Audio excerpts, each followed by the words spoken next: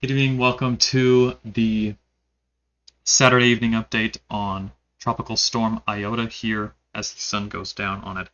And we're going to get right into this real quick. Here you can see Iota has developed a much more centralized convective pattern here. You can see large convective bursts firing around the lower level circulation here that is now stacked with the mid-level center. We remember yesterday the lower level circulation was a little bit off to the west of the much more circular mid-level circulation. That is no longer the case here, as we have a stacked circulation with very violent convective bursts firing near the center here. And one thing that was debilitating it this morning was a large convective band that had developed to the south and west of the circulation center, and it was providing a little bit of wind shear to the system, which prevented an immediate organization of the lower level center. But once that thunderstorm band kind of collapsed, we saw a very quick centralization of the convection here, and it was much more symmetrized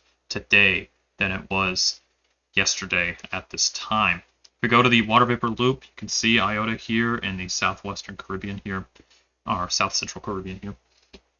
And you can see the much larger picture here as we have our very large mid-level ridge here that is off to the north of Iota here. You can see, I'll highlight that, the H there, and you can see that since Iota has dived a little further to the southwest than we thought it was going to, it is actually going to move a little slower as a result, because it is more removed from the center of this ridge, which is currently over the Bahamas. And so the flow closer to the ridge is a little faster here and would push it, if it were up here, it would push it a little faster over to the north of the Honduran coastline. But since that is not the case, this will be taking a little bit more time over water to advance towards the Nicaraguan coastline in here. And another thing to note, that since the storm has been significantly south of where it was forecast to be yesterday at this time, this is now almost guaranteed at this point to make landfall somewhere along the Central American coastline, stretching from the northeastern Honduran coastline to the central Nicaraguan coastline here. And as a result, hurricane watches have been issued for the majority of this coastline here, and the islands that are out ahead of the system have hurricane watches and warnings now.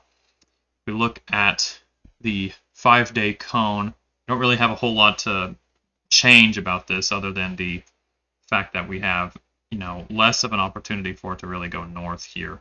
And as a result of the southern movement, it's a little slower. And so now they're expecting landfall around 1 a.m. Tuesday here as a major hurricane with winds of 115 miles per hour. Now, if we go back to the water vapor imagery, one should note that now that shear has completely abated, this is likely on its way to rapidly intensifying now. And so the NHC estimate of 115 mile per hour winds at landfall may actually be a little bit conservative here. As you can see, outflow is expanding out of the storm in all quadrants essentially now, and you are seeing a storm that is essentially unlimited in terms of what it is capable of doing. And as this advances off to the west over the next 2 or 3 days, there will not be any new things that are there to limit it. There is virtually nothing in its way. The only thing that is in its way is itself and its inner core capabilities here, and how quickly it is able to organize an inner core and how stable that inner core is. Those are the things that we cannot actually predict. We have to predict those real time, because we have to watch as the storm evolves what exactly happens.